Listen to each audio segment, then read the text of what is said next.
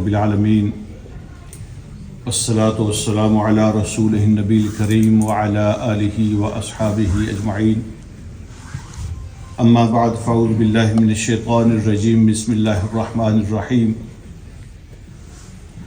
الذین کفروا وصدوا عن سبیل اللہ اضل اعمالهم والذین آمنوا وعملوا الصالحات وآمنوا بما نزل على محمد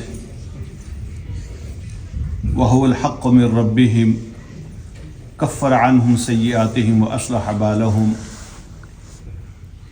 ذلك بأن الذين كفروا اتبعوا الباطل وأن الذين آمنوا اتبعوا الحق من ربهم كذلك يضرب الله للناس أمثالهم صدق اللہ مولانا العظیم اللہم صلی علی سیدنا مولانا محمد مبارک وسلم علیہ صلاۃ سلاما کثیرا کثیرا۔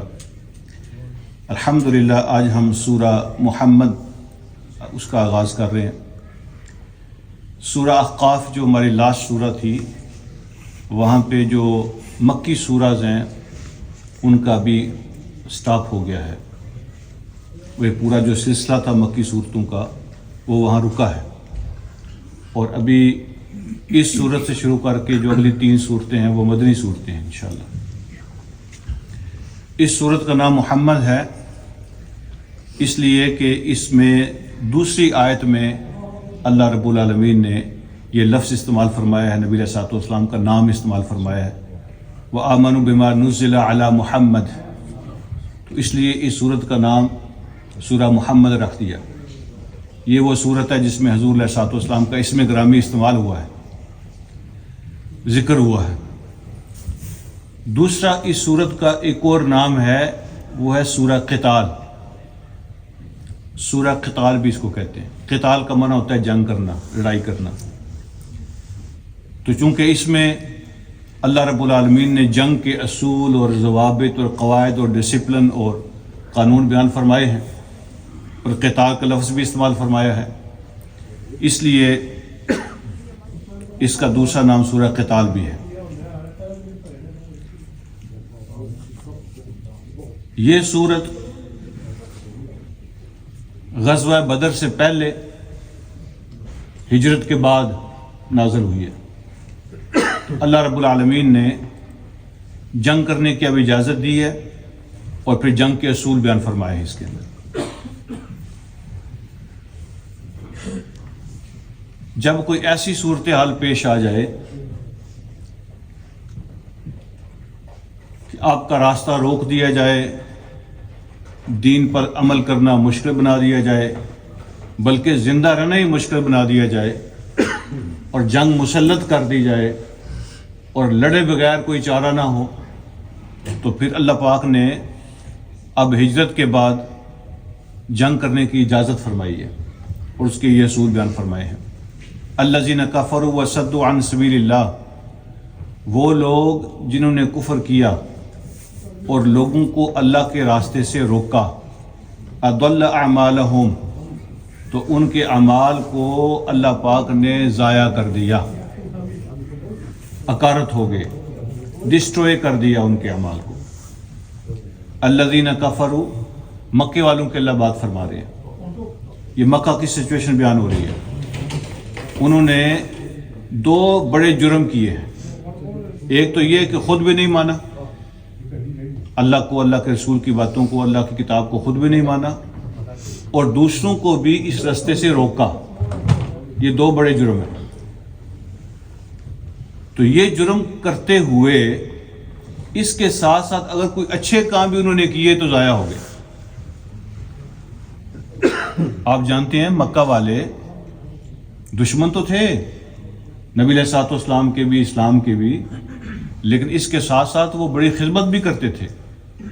ہر سال حاجیوں کی خدمت کرتے تھے، حاجیوں کے لیے انتظام کرنا، ان کے کھانے کا، ان کے پینے کا، ان کی رہائش کا، اور بہت سارے لوگ اس میں بڑی سخاوت بھی کرتے تھے، یعنی اپنے قبیلے کا نام روشن کرنے کے لیے کرتے تھے، اپنی سرداری چمکانے کے لیے کرتے تھے، لیکن بڑے مہمان نواز تھے عرب کے لوگ،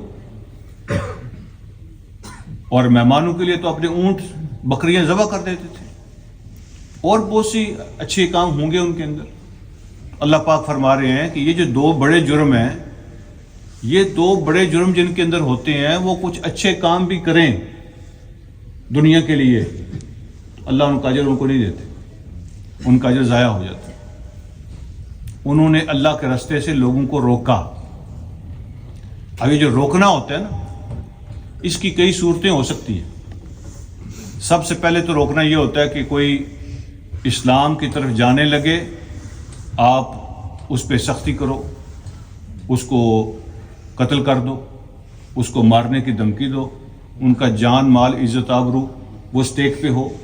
یہ تو ایک یہ روکنا ہوتا ہے کہ تم نے اگر اسلام قبول کیا تو ہم تیرے ساتھ یہ کریں گے۔ ایک روکنا یہ ہوتا ہے کہ آپ ترغیب دیتے ہیں، اس کو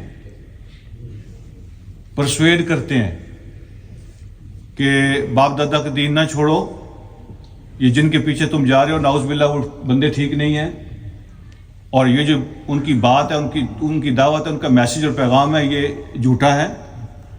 تو آپ کسی کو ترغیب دیتے ہیں کہ اس راستے کی طرف نہیں جانا، یہ بھی روکنا ہوتا ہے۔ اور ایسا ماحول بنانا جس ماحول کی وجہ سے کوئی دین سے دور ہو جائے، ہٹ جائے۔ آپ زبان سے کچھ نہیں کہتے، کوئی کسی پہ سختی نہیں کرتے، کوئی کسی پہ ظلم نہیں کرتے، کسی کا مال نہیں چھینتے، قتل کی دھمکی نہیں دیتے، لیکن آپ ایسا ماحول بناتے ہیں کہ اس ماحول کے اندر دین کی طرف جانا لوگوں کے لیے مشکل بن جائے اور دین سے دور ہونا آسان ہو جائے۔ آپ ان کو فیسیلیٹیٹ کرتے ہیں، ایسی تعلیم دیتے ہیں جو دین سے دور کرتی ہے، ایسی ایکٹیویٹیز دیتے ہیں جو دین سے روکتی ہیں، دور کرتی ہیں، ایسے کو لالچ دیتے ہیں جو دین سے دور کرتے ہیں۔ ایک ہوتا ہے جان لے کے کسی کو روکنا، قتل کر دینا، ایک ہوتا ہے کچھ دے کے کسی کو روکنا، لالچ دینا، ایسا ماحول بنا دینا، ایسی ایکٹیویٹی کرنا کہ کسی کو دین کے راستے سے روکتے ہیں، وہ بھی اسی میں شامل ہے، صدوا عن سبیل اللہ میں شامل ہے وہ۔ تو مکہ والوں نے بھی سارے طریقے اختیار کیے تھے، دشمنی بھی کی تھی، قتل بھی کیے تھے، لالچ بھی دیے تھے، ماحول بھی بنایا تھا، پرسویڈ بھی کیا تھا، سارا کچھ کیا تھا۔ آج کے زمانے میں اگر کوئی اس نیت کے ساتھ سوشل میڈیا پہ کوئی ایسی ایکٹیویٹی کرتا ہے کہ لوگوں کو دین سے دور کیا جائے، ایسی مجلس سے جاتا ہے کہ لوگوں کو دین سے دور کیا جائے، دین کے بارے میں لوگوں کے اندر شک پیدا کرنا، دین کی تعلیمات کے بارے میں، دین کے قانون کے بارے میں، دین کے حکم کے بارے میں، حلال حرام کے بارے میں لوگوں کے دلوں میں شک پیدا کرنا تاکہ وہ اس کی طرف نہ جائیں، یہ سارے طریقے روکنے کے ہیں۔ اور وہ سب اس میں شامل ہوں گے، وہ لوگ جنہوں نے کفر کیا اور لوگوں کو اللہ کے راستے سے روکا، اضل اعمالہم، تو ان کی ساری کوششیں اللہ نے ڈسٹروئے کر دی۔ اللہ ان کے سارے کام، ان کے اعمال، ان کے عمل، اگر کوئی اچھائی ہے بھی تو وہ ضائع ہو گئی۔ والذین آمنوا وعملوا الصالحات، وہ لوگ جو ایمان لائے، انہوں نے نیک اعمال کیے، وآمنوا بما نزل علی محمد، اور اس پر ایمان لائے جو کچھ نازل کیا گیا محمد پر صلی اللہ علیہ وسلم، وَهُوَ الْحَقُّ مِن رَبِّهِمْ، اور یہ حقیقت ہے کہ جو کچھ نازل کیا گیا ان کے اوپر وہ سب اللہ کی طرف سے حق اور سچ ہے۔ ایسے جو لوگ ہیں، یعنی دوسری پارٹی جو ہے، پہلی آیت میں کافروں کا ذکر کیا، دوسری آیت میں مومنوں کا ذکر کیا، اللہ فرماتے ہیں کفر عنہم سیئاتہم، اللہ نے ان کے گناہ مٹا دیے، اللہ نے ان کے جو پچھلے گناہ تھے وہ مٹا دیے۔ جب کوئی بندہ ایمان لاتا ہے، اسلام قبول کرتا ہے، تو الاسلام و یہدم ما کان قبلہ، اسلام سے پہلے جتنا کفر کیا ہوتا ہے، گناہ کیے ہوتے ہیں، اللہ ان کو مٹا دیتا ہے۔ کفر عنہم سیئاتہم، تو اللہ پاک نے ان کے گناہ ان سے مٹا دیے، ان کی غلطیاں دور کر دی۔ اب وہ ایمان لے آیا ہے، اللہ پاک نے نیکیوں میں اضافے کے بندوبست کر دیے۔ وَأَصْلَحَ بَالَهُمْ، اللہ رب العالمین نے ان کے معاملات کو، ان کے حالات کو، ان کے اندر کو، ان کے باہر کو ٹھیک کر دیا، ان کے لیے اخلاق ٹھیک کر دیے، عقائد ٹھیک کر دیے، معاملات ٹھیک کر دیے۔ اللہ رب العالمین نے ان کے اندر باہر کے حالات کو ٹھیک کر دیا۔ اس میں ایک لفظ یہاں استعمال ہوا ہے، یعنی وہ لوگ جو ایمان لائے، نیک عمل کیے، تو اس میں سارا ایمان شامل ہے نا۔ ایمان لائے کا کیا مطلب ہوتا ہے؟ اللہ پر ایمان لانا، رسولوں پر ایمان لانا، فرشتوں پر ایمان لانا، کتابوں پر ایمان لانا، قیامت پر، یہ سارا کچھ شامل ہے اس کے اندر۔ اس کے بعد پھر الگ سے سیپریٹ ذکر کیا اس کا، وَآمَنُوا بِمَا نُزِّلَ عَلَى مُحَمَّدٍ۔ پہلے ایمان کی بات ہو گئی ہے، اس میں محمد صلی اللہ علیہ وسلم پر ایمان لانا شامل ہے، لیکن الگ سے پھر ذکر کیا وَآمَنُوا بِمَا نُزِّلَ عَلَى مُحَمَّدٍ۔ یہ چونکہ آپ مدینہ پہنچ گئے ہیں، اور مدینہ میں کچھ ایلیمنٹس اور بھی ہیں، یعنی یہودی ہیں، کچھ عیسائی ہیں، تو وہ جو ہے نا وہ اللہ کو بھی مانتے ہیں، آخرت کو بھی مانتے ہیں، کتابوں کو بھی مانتے ہیں، نبیوں کو بھی مانتے ہیں، لیکن اس لیے ساتھ الگ سے ذکر کیا وَآمَنُوا بِمَا نُزِّلَ عَلَى مُحَمَّدٍ۔ سب کچھ مانو، لیکن جو میں نے محمد پہ نازل کیا اس کو نہیں مانو گے تو میں تمہیں نہیں مانوں گا، اس لیے الگ سے ذکر کیا۔ اب ایمان اس کا قبول ہوگا جو محمد صلی اللہ علیہ وسلم پر جو کچھ نازل ہوا اس کو مانے۔ اور بِمَا نُزِّلَ عَلَى محمد، اس میں ایک اور بھی بات شامل ہے، جو کچھ بھی اللہ نے نازل کیا، تو جو کچھ میں صرف قرآن نہیں ہے، اس کے علاوہ بھی نبی علیہ الصلوۃ والسلام پر وحی آتی تھی۔ قرآن کے علاوہ بھی اللہ رب العالمین حضور علیہ الصلوۃ والسلام کو گائیڈ فرماتے تھے، تو اس میں حضور علیہ الصلوۃ والسلام کی سنت اور سیرت سارا کچھ شامل ہے اس کے اندر۔ یعنی قرآن کے علاوہ بھی جو کچھ اللہ پاک نے قانون دیے، حضور علیہ الصلوۃ والسلام کو وحی بھیجی، ہدایات دیں، وہ سب کچھ اس میں شامل ہے، صرف قرآن نہیں۔ حضور علیہ الصلوۃ والسلام کی زندگی کو، آپ کی سنت کو بھی ماننا ہے۔ آپ نے جو کچھ دین کے طور پہ ارشاد فرمایا ہے اس پہ ایمان لانا ضروری ہے، چاہے وہ قرآن میں ہو چاہے قرآن میں نہ ہو۔ اب فجر کی 2 رکعتیں ہوں گی، ظہر کی 4 ہوں گی، عصر کی 4 ہوں گی، یہ کہاں لکھا ہے قرآن میں؟ زکوٰۃ 2.5% ہوگی، یہ کہاں لکھا ہے قرآن میں؟ حج کیسے کرنا ہے کیسے نہیں کرنا ہے، یہ قرآن میں کہاں لکھا ہوا ہے؟ کن چیزوں سے روزہ ٹوٹے گا کن سے نہیں ٹوٹے گا، قرآن میں کہاں لکھا ہوا ہے؟ یہ سب اللہ پاک نے حضور علیہ الصلوۃ والسلام کے ذریعے سے سکھایا، یہ دین ہے۔ آمنوا بما نزل علی محمد، یہ ہے جو کچھ بھی اللہ نے نازل کیا محمد صلی اللہ علیہ وسلم کے اوپر، اس پہ ایمان لانا ہے، پھر وہ مومن ہوں گے۔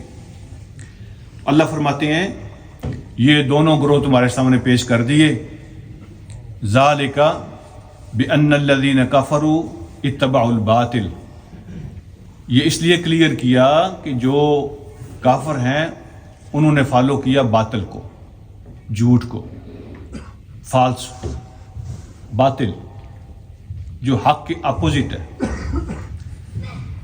وَأَنَّ الَّذِينَ آمَنُوا اتَّبَعُوا الْحَقَّ مِن رَبِّهِمْ، اور جو ایمان والے ہیں انہوں نے فالو کیا حق کو جو ان کے رب کی طرف سے آیا ہے۔ كَذَلِكَ يَضْرِبُ اللَّهُ لِلنَّاسِ أَمْثَالَهُمْ، اس طریقے سے اللہ رب العالمین دونوں کی پوزیشن تمہارے سامنے کلیئر کرتے ہیں۔ امثال کا معنی ہوتا ہے ایگزامپل، اور مثال کا ایک معنی ہوتا ہے پوزیشن، سچویشن، حیثیت۔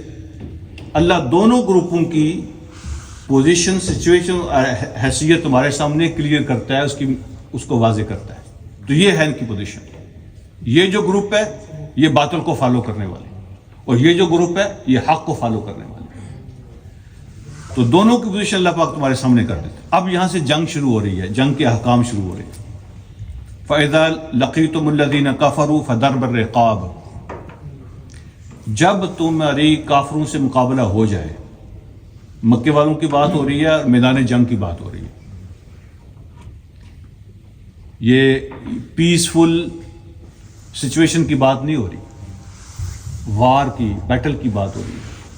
جب تمہارا کافروں سے مقابلہ ہو جائے فضرب الرقاب، تو خوب اچھی طرح ان کی گردنیں اتارنی ہے، خوب اچھی طرح ان کی گردنیں اتارنی ہے۔ یعنی لڑائی میں نہ سستی، نہ کمزوری، نہ بزدلی، یہ نہیں ہو سکتا۔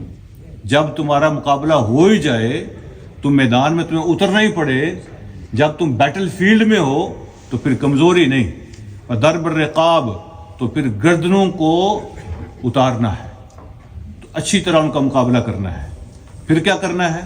حتی اذا اثخنتموہم، جب تم پوری طرح ان کو کچل دو، ان کو کمزور، وہ لڑنے کے قابل نہ رہیں، ان کی طاقت ختم کر دو، فشد الوثاق، تو اس کے بعد پھر مضبوط رسیاں باندھنی ہیں، مطلب قیدی بنا لینے ہیں ان کو، تو جو بچ جائیں تو پھر ان کو قیدی بنانا ہے۔ یعنی یہ نہیں کرنا کہ جیسے جنگ شروع ہو تو آپ مال غنیمت کا سوچنا شروع کر دو، آپ بندے پکڑنے شروع کر دو کہ یہ پکڑیں گے، اس سے پیسے لیں گے، ٹھیک ہے، اس کا جرمانہ لیں گے، ان کے مال جو ہے نا اکٹھے کریں گے، اس کو نہ سوچو۔ جب تک آپ ان کی کمر نہیں توڑ دیتے اس وقت تک قیدیوں کے بارے میں مت سوچو۔ آپ کسی کو قیدی بنائیں گے، بعد میں اس کو چھوڑیں گے، وہ پھر آپ کے خلاف لڑے گا۔ تو جب جنگ ہوگی تو جنگ کا ایک پہلا اصول یہ ہے کہ آپ دشمن کی طاقت کو توڑ دو، ان کو لڑنے کے قابل نہ چھوڑو، اور جب ان کی طاقت ٹوٹ جائے اس کے بعد قیدی بنانے کی بات آئے گی۔ فشد الوثاق، اس کے بعد پھر رسیاں باندھنی ہیں اور پھر ان کو قید کرنا ہے۔ اور جب تم لوگوں کو قیدی بناؤ گے تو ان کے ساتھ کیا کرنا ہے؟ فَإِمَّا مَنَّ بَعْدُ وَإِمَّا فِدَاءً، پھر جو حاکم ہوگا، جو امیر ہوگا، جو نبی ہوگا، پھر اس کا یہ اختیار ہے، یا تو احسان کر کے ان کو چھوڑ دیں اور یا پھر ان سے فدیہ لیں۔ یہ دونوں اختیار سچویشن پہ ڈیپینڈ کرے گا کہ یہ دونوں اختیار آپ کے پاس ہیں، دونوں آپشن آپ کے پاس ہیں۔ فَإِمَّا مَنَّ بَعْدُ، جنگ کے بعد جو قیدی ہوں گے یا تو پھر آپ ان پہ احسان کر دیں، اور حضور علیہ الصلوۃ والسلام موسٹلی ان پہ احسان کرتے تھے۔ احسان کا مطلب یہ ہے کہ ان کی جان نہ لیں، جان نہ لیں، ان کی جان کی معافی دے دیں، تو یہ احسان ہے۔ ایک جنگی قیدی ہو، دشمن کے ہاتھ میں ہو، تو اس کو قتل کرنے کا دشمنوں کا اختیار ہوتا ہے نا، تو اللہ پاک فرماتے ہیں احسان کر دو، ان کی جان بخش دو، آپ ان کو اپنا غلام بنا سکتے ہیں، آپ ان سے کام لے سکتے ہیں، آپ ان سے کوئی اور ایگریمنٹ کر سکتے ہیں، تو آپ کی مرضی ہے، آپ ان پہ احسان کر دو۔ حضور علیہ الصلوۃ والسلام بے شمار موقعوں پہ ایسا ہوا، چند گنے چنے لوگوں کے علاوہ جو نامینیٹڈ دشمن تھے، فیمس، اور ان کے بڑے جرائم تھے، انہوں نے حدیں کراس کی ہوئی تھیں، تو جنگ کے موقع پہ جب قیدی بنتے تھے تو ان کے علاوہ جو چند لوگ ہیں، 6 یا 7 یا 8 آپ کر لیں، یعنی پورے نبی علیہ السلام کے زمانے میں، ان کے علاوہ حضور علیہ الصلوۃ والسلام نے کبھی کسی قیدی کو مارنے کی اجازت نہیں دی۔ جو قیدی ہے اس کو قتل نہیں کرنا۔ وہ چند جو سردار تھے نا، جن کے بہت بڑے جرائم تھے، تو فتح مکہ کے موقع پر بھی آپ کو یاد ہوگا حضور علیہ الصلوۃ والسلام نے کچھ نام لیے تھے کہ یہ اگر جو لوگ ہیں نا، فلاں فلاں فلاں فلاں، یہ اگر کعبے کے پردے میں پکڑے بھی آپ کو مل جائیں تو ان کو وہاں بھی نہیں چھوڑنا، باقی لوگوں کے لیے آزادی ہے۔ یہ جو 4-6 نام ہیں نا، ان کو کوئی معافی نہیں ہے۔ تو اس طرح ہوتا تھا۔ اب غزوہ بدر میں کیا ہوا تھا؟ جو پہلی جنگ ہوئی ہے، جس سے پہلے یہ آیتیں اتری ہیں، 70 بندے ان کے بڑے بڑے قیدی ہوئے تھے، تو حضور علیہ الصلوۃ والسلام نے کیا کیا تھا؟ کچھ لوگوں سے فدیہ لیا تھا، ٹھیک ہے، جرمانہ لیا تھا، ان کو آزاد کر دیا تھا، اور کچھ لوگ جو ہے نا وہ بڑے اسکلفل تھے، تو آپ نے ان کے بارے میں فرمایا کہ ٹھیک ہے، آپ ہمارے بچوں کو پڑھنا لکھنا سکھا دیں، تو جو ہمارے بچوں کو پڑھنا لکھنا سکھائے گا، مسلمانوں کو پڑھنا لکھنا سکھائے گا، ہم اس کے بدلے میں اس کو معاف کر دیں گے۔ تو کچھ لوگ ایسے تھے کہ ان کو پڑھنے لکھنے کے بدلے میں معاف کیا، اور کچھ لوگ ایسے تھے کہ ان کو پیسے لے کے چھوڑ دیا، اور پھر کچھ قیدی ایسے ہوتے ہیں کہ ان کے ساتھ قیدیوں کا تبادلہ ہوتا ہے، آپ کے بھی کوئی قیدی بن سکتے ہیں، تو ایکسچینج ہوتا ہے نا ان کے ساتھ، تو ان کے ساتھ تبادلہ ہو جاتا ہے۔ تو قیدیوں کو مارنے کی اسلام نے اجازت نہیں دی ہے، سوائے کوئی ایکسٹرا آرڈینری سچویشن ہو۔ اب غزوہ بنو مصطلق کے اندر جب بہت سے یہودیوں کے لوگ قیدی ہوئے تھے، تو ان میں حضرت جویریہ بھی تھی رضی اللہ تعالیٰ عنہ۔ تو حضور علیہ الصلوۃ والسلام نے جب وہ تقسیم ہوئے نا غلام، تو آپ نے جن کے حصے میں آئی تھی، آپ نے ان کا فدیہ پے کر کے ان کو لے لیا، ان کے ساتھ نکاح کر لیا حضرت جویریہ کے ساتھ۔ تو بعد میں جب باقی صحابہ کو پتہ چلا جن کے پاس قیدی تھے، جنگ میں ایسا ہوتا تھا شروع میں کہ جو اسٹیٹ ہے وہ سارے قیدیوں کا بوجھ نہیں برداشت کر سکتی. اس 1000 بندہ ہے اور اسٹیٹ ان کے لیے رکھنے کا کھانے پینے کا بندوبست کرے. اس کا طریقہ یہ ہوتا تھا کہ صحابہ میں تقسیم کر دیتے تھے. ٹھیک ہے, یہ تمہارے ہو گئے, یہ 2 تمہارے ہو گئے, ان کو تم لے جاؤ, ان کو تم لے جاؤ. اور حضور علیہ الصلوۃ والسلام غزوہ بدر کے قیدیوں کے بارے میں نبی علیہ السلام نے ہدایات دی تھی. حسن سلوک کرنا, ان کے کھانے پینے کا خیال رکھنا. ایک قیدی بعد میں مسلمانوں خود بتاتے ہیں کہ میں جس صحابی کے گھر میں تھا وہ خود اور اس کی فیملی کھجوریں کھا کے پانی پیتے تھے اور مجھے دودھ اور کھانا دیا کرتے تھے. جنگی قیدی ہے, وہ مارنے آیا ہوا ہے اور جنگ کے میدان میں پکڑا گیا ہے. تو آپ فرماتے تھے ان کے ساتھ حسن سلوک کرنا. تو وہ خود بیان کرتے ہیں کہ جن کے گھر میں تھا وہ خود بھی اور ان کے بچے بھی کھجوریں کھا کے پانی پیتے تھے اور مجھے دودھ اور کھانا دیا کرتے تھے, صبح بھی اور شام بھی. تو یہ حسن سلوک ہے. تو جب نبی علیہ الصلوۃ والسلام نے حضرت جویریہ سے نکاح کیا غزوہ بنو مصطلق کے بعد, تو صحابہ کو پتہ چلا کہ اب تو حضور علیہ الصلوۃ والسلام کے سسرال بن گئے ہیں وہ قبیلہ. اب نبی علیہ الصلوۃ والسلام کے ان لاز ہو گئے ہیں وہ. تو ان کے احترام میں کہ ہمارے نبی کا سسرالی قبیلہ ہے, تو صحابہ نے سارے کے سارے قیدی آزاد کر دیے تھے. اس احترام میں کہ نبی علیہ الصلوۃ والسلام نے اب ان کے قبیلے میں شادی کر لی ہے, اب اچھا نہیں لگتا کہ نبی علیہ الصلوۃ والسلام کے ان لوز کو ہم قید کریں. انہوں نے اس احترام میں حضور علیہ الصلوۃ والسلام نے کچھ نہیں فرمایا, لیکن اپنے طور پر صحابہ نے ان سب کو آزاد کر دیا. اور جب صلح حدیبیہ ہو رہی تھی تو 80 بندے مکہ والوں کے کفار کے, انہوں نے رات کو چھپ کر پہاڑ کی طرف سے ہو کے نبی علیہ الصلوۃ والسلام پہ حملہ کرنے کا پروگرام بنایا تھا. اور وہ حملہ کرنے کی جگہ کے قریب پہنچے تو پکڑے گئے تھے سارے. ٹھیک ہے, جب ان کو پکڑ کے پیش کیا گیا تو حضور علیہ الصلوۃ والسلام نے سب کو معاف کر دیا, اس لیے کہ اگر وہاں پہ کوئی سیریس سچویشن بن جاتی تو وہ صلح والا مسئلہ جو ہے وہ گڑبڑ ہو سکتا تھا. نبی علیہ الصلوۃ والسلام نے صلح کو ترجیح دی اور ان 80 لوگوں کو معاف کر دیا.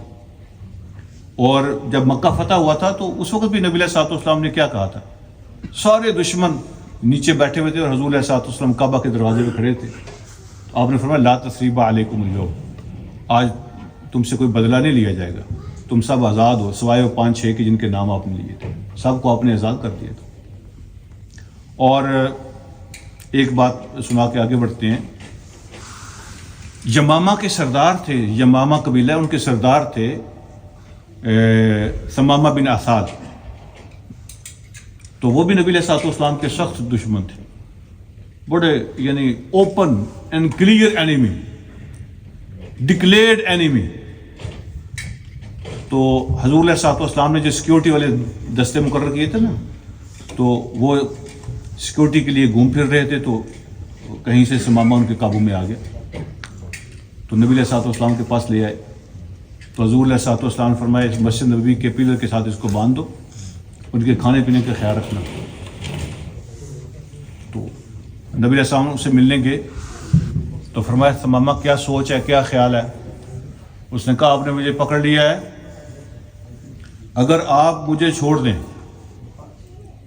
تو میں اس احسان کا بدلہ دوں گا. میں کوئی چھوٹا موٹا آدمی نہیں ہوں, مجھ پہ احسان کریں گے چھوڑیں گے, ان تنعم علی شاکرین, تو میں کوئی ایسا بندہ نہیں ہوں جو کسی کا احسان رکھنے والا ہوں, میں اس کا بدلہ دوں گا اور اپنی شان کے مطابق دوں گا. وَإِن تقتل ذا دَمٍ, لیکن اگر آپ قتل کریں گے تو میرا خون جو ہے نا کسی عام آدمی کا خون نہیں ہے. مطلب یہ کہ میں بڑا آدمی ہوں اور اگر مجھے قتل کریں گے تو میرے خون کا بدلہ لیا جائے گا. میں خون والا آدمی ہوں, کوئی چھوٹا موٹا نہیں ہوں, میرا خون ٹھنڈا ہونے والا نہیں ہے اتنی جلدی, یاد رکھنا. بڑے غصے سے, اور کچھ لوگوں نے کہا کہ اس سے بدتمیزی کرنے کی بھی کوشش کی. سرداری کی ہوتی ہے نا بندے کے ذہن میں وہ تکبر. تو آپ نے صحابہ سے فرمایا ثمامہ کا خیال رکھنا. آپ چلے گئے. دوسرے دن پھر پوچھا ثمامہ کیا خیال ہے, کیا سوچ ہے؟ تو ان کا جو ہے نا وہ ٹون تھوڑی سی بدلی ہوئی تھی, جو سلوک ہوا نا ان کے ساتھ اس کی وجہ سے.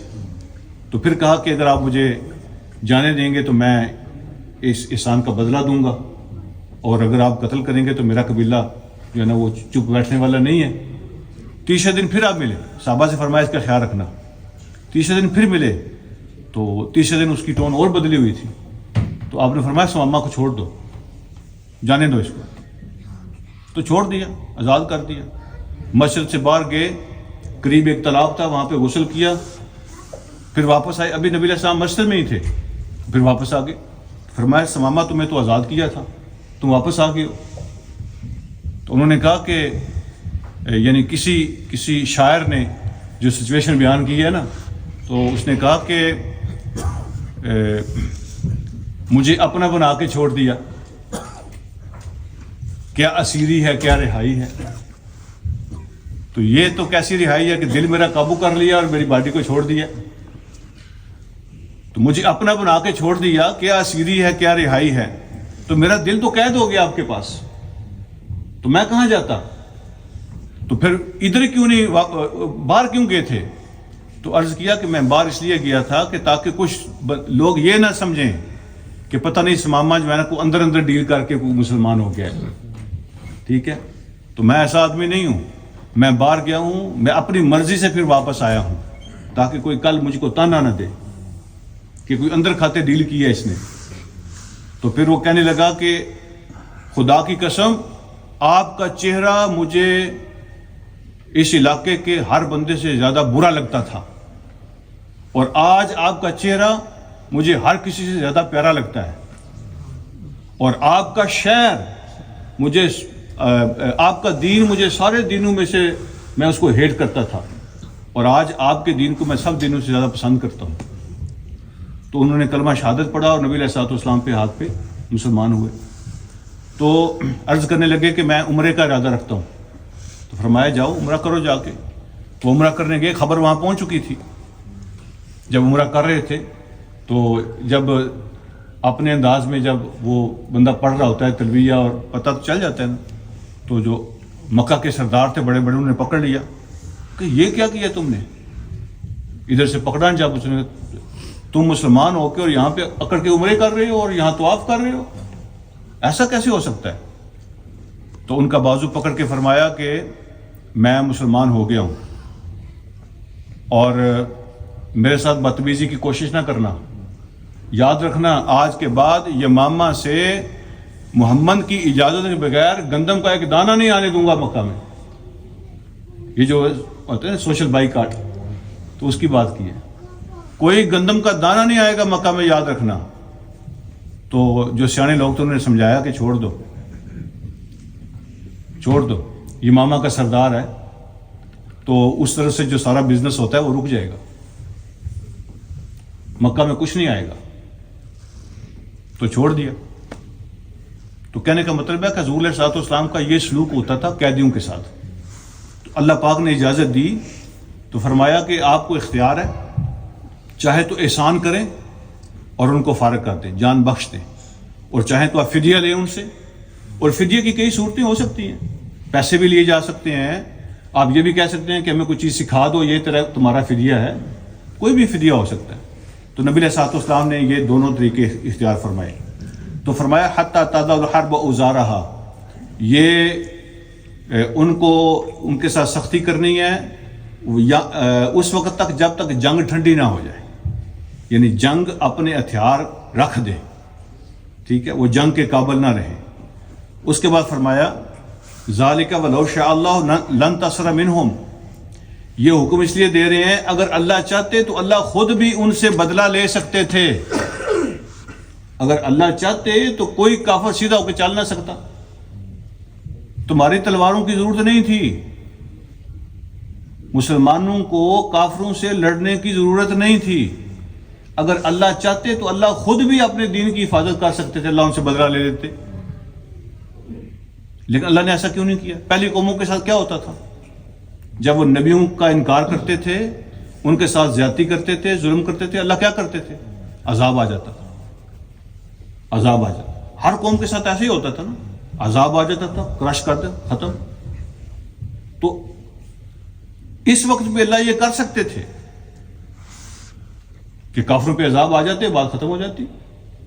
لیکن اللہ فرماتے ہیں وَلَكِنْ لِيَبْلُوَ بَعْضَكُمْ بِبَعْضٍ, اللہ چاہتے ہیں کہ تم میں سے ایک دوسرے کی آزمائش کریں، یعنی ان کو جو سزا ہوگی یہ اہل ایمان کے ہاتھوں سے ہوگی. ان کو جو سزا ہوگی، اب عذاب نہیں آئیں گے بلکہ اہل ایمان کے ہاتھوں سے اللہ ان کو سزا دے گا. اس طرح سے ایمان والوں کو بھی آزمائش ہو جائے گی کہ سکے نعرے کون لگاتا ہے اور اصل میں قربانی کون دیتا ہے. ٹھیک ہے، میٹھا میٹھا دین کون قبول کرتا ہے اور قربانی کون دیتا ہے. تو تمہاری بھی آزمائش ہو جائے گی. اور نبی علیہ الصلوۃ والسلام کی دعا ہے کہ اللہ پاک اس امت پہ اب عذاب نہیں بھیجے گا، اور امت میں سارے لوگ شامل ہیں، مسلمان بھی اور نان مسلم بھی. اگر اللہ چاہتے تو پہلی امتوں کی طرح عذاب بھیج دیا کرتے، بس بات ختم. کافروں کی بستیاں، کافروں کے شہر، کافروں کے ملک تباہ ہو جاتے. اللہ چاہتے اب ہم اہل ایمان کو استعمال کریں گے اور تمہاری بھی آزمائش ہوا کرے گی، اور تمہارے ذریعے سے ہم ان کو سزا بھی دیا کریں گے. والذین قتلوا فی سبیل اللہ لن یضل اعمالہم، وہ جو لوگ اللہ کے راستے میں مارے جائیں گے اللہ ان کا کوئی ایک عمل بھی ضائع نہیں ہونے دے گا. ان کا کوئی ایک عمل بھی ضائع نہیں ہونے دے گا. جب جنگ ہوتی ہے لوگ مارے تو جاتے ہیں. سیہدیہم ویصلح بالہم، اللہ ان کی رہنمائی فرمائیں گے، ان کو گائیڈ کریں گے جنت کی طرف. یعنی باقی لوگ سارے جو ہیں وہ قیامت والے دن جنت میں جائیں گے، اور جو اللہ کے راستے میں مارے جائیں گے اللہ قیامت سے پہلے ان کو جنت میں لے جائیں گے. اللہ قیامت سے پہلے ان کو جنت میں لے جائیں گے. وہ جنت میں گھومتے پھرتے ہیں، موجیں کرتے ہیں. اللہ ان کو ان کے یہ تیرا محل ہے، یہ تیرا باغ ہے، یہ. تو حضور علیہ الصلوۃ والسلام فرماتے ہیں کہ ایسے جیسے دنیا میں اپنے گھر کو بندہ پہچانتا ہے نا، کبھی بولتا نہیں یہ میرا گھر ہے، فوراً پہچانتا ہے. تو جنت بھی اللہ جن کو الاٹ کریں گے نا تو وہ بھی فوراً پہچانیں گے کہ یہ میرا گھر ہے، یہ میرا باغ ہے. اس طرح اللہ رب العالمین کو فیملیئر کر دے گا ہر چیز کو. وَيُدْخِلُهُمُ الْجَنَّةَ، اللہ ان کو جنت میں لے جائیں گے. اللہ ان کو جنت میں لے جائیں گے قیامت سے پہلے. وَعَرَّفَهَا لَهُمْ، لوگ کہتے تھے کہ یہ جو جانیں قربان کر رہے ہیں، مر رہے ہیں، یہ پاگل لوگ ہیں، یہ دیوانے ہیں. تو اللہ رب العالمین نے فرمایا کہ دیکھو ان کے بچے یتیم ہو گئے، ان کے گھر اجڑ گئے، ان کے یہ ہو گیا، ان کا وہ ہو گیا. تو پراپیگنڈا ہوتا تھا نا. تو اللہ رب العالمین نے فرمایا جو اللہ کے راستے میں مارے جاتے ہیں وہ پاگل نہیں ہیں اور انہوں نے کوئی نقصان نہیں کیا. تم تو ساری زندگی نیک اعمال کرو گے اور پھر پتہ نہیں اللہ قبول کرے گا کہ نہیں کرے گا. لیکن جو اللہ کے راستے میں قربانی دیتے ہیں، اپنی جانیں قربان کرتے ہیں، تو ان کی جنت گارنٹیڈ ہے، اور اللہ ان کو جنت میں قیامت سے پہلے لے جائے گا. اور اللہ رب العالمین فرماتے ہیں یدخلہم الجنہ عرفہا لہم، اللہ ان کو جنت میں داخل کریں گے اور ہر چیز جنت کی ان کو ان کی جانی پہچانی ہوگی. جنت اللہ ان کے لیے فیملیئر کر دیں گے. یا ایھا الذین آمنوا ان تنصروا اللہ ینصرکم، اے وہ لوگوں جو ایمان لائے ہو، اگر تم اللہ کی مدد کرو گے تو پھر اللہ تمہاری مدد کرے گا. یہاں اللہ نے کنڈیشن لگائی ہے. یہ ان جو ہے نا، ان اس کو کہتے ہیں شرطیہ. اللہ نے شرط لگا دی ہے، کنڈیشن رکھ دی ہے. اے ایمان والو ان تنصروا اللہ ینصرکم، اگر تم اللہ کی مدد کرو گے تو پھر اللہ تمہاری مدد کرے گا. اب نعوذ باللہ اللہ کو محتاج ہو گیا ہے کہ اللہ کو ہماری مدد کی ضرورت پڑ گئی ہے. اب اللہ کی مدد کا کیا مطلب ہے؟ تو اللہ کی مدد کا مطلب نبی علیہ الصلوۃ والسلام نے اپنی دعا کے اندر بھی سکھایا ہمیں. اللہم انصر من نصر دین محمد صلی اللہ علیہ وسلم واجعلنا منہم واخذل من خذل دین محمد ولا تجعلنا معہم. اللہ ہمیں ان لوگوں میں شامل فرما جو تیرے دین کی مدد کرنے والے ہیں، ان کی مدد کر اور ہمیں ان میں شامل فرما.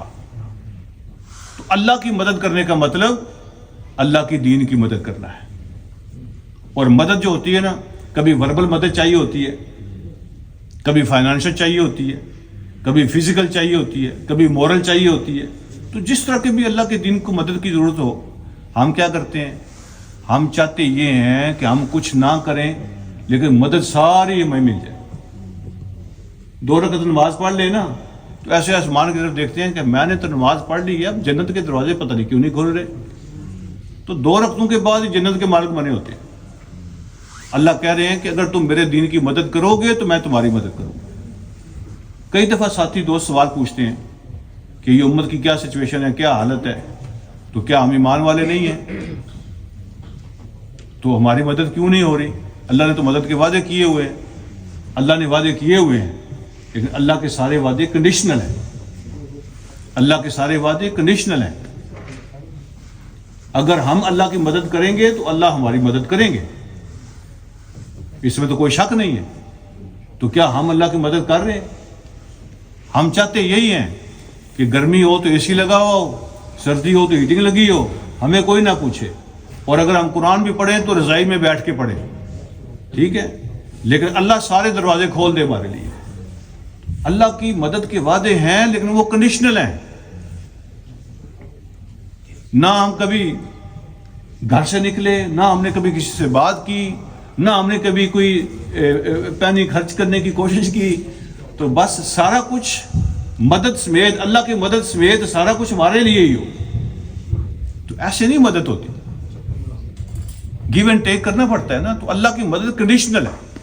اللہ فرماتے ہیں یا ایھا الذین آمنوا، اے ایمان والو، ان تنصروا اللہ ینصرکم، اگر تم اللہ کی مدد کرو گے اللہ تمہاری مدد کرے گا، وَيُثَبِّتْ أَقْدَامَكُمْ، اور تمہارے قدموں کو مضبوط کر دے گا۔ ڈر خوف نکل جائے گا، ہمت حوصلہ پیدا ہو جائے گا، جرأت آ جائے گی تمہارے اندر۔ دین کے سپاہی بنو، دین کے خادم بنو، دین کی مدد کرو، اللہ تمہارے دلوں کو مضبوط کرے گا۔ وَيُثَبِّتْ أَقْدَامَكُمْ، تمہارے پاؤں جما دے گا، مضبوط کر دے گا۔ اور پھر فرمایا وَالَّذِينَ كَفَرُوا فَتَعْسًا لَهُمْ، اور وہ لوگ جنہوں نے کفر کیا ان کے لیے تو تباہی اور بربادی ہے، ان کے لیے تباہی اور بربادی ہے۔ لیکن آج ہم کمپیریزن کرتے ہیں کافروں کے مقابلے میں اپنا، اللہ کہتا ہے ان کے لیے تباہی ہے، تمہارے لیے مضبوطی ہے، لیکن وہ کنڈیشن نہیں فلفل کر رہے، وہ جو کنڈیشن ہے وہ فلفل نہیں کر رہے۔ تو کنڈیشن فلفل ہوگی تو پھر آپ کو پتہ چلے گا کہ وہ تباہ ہوں گے اور اللہ تمہیں مضبوط کرے گا۔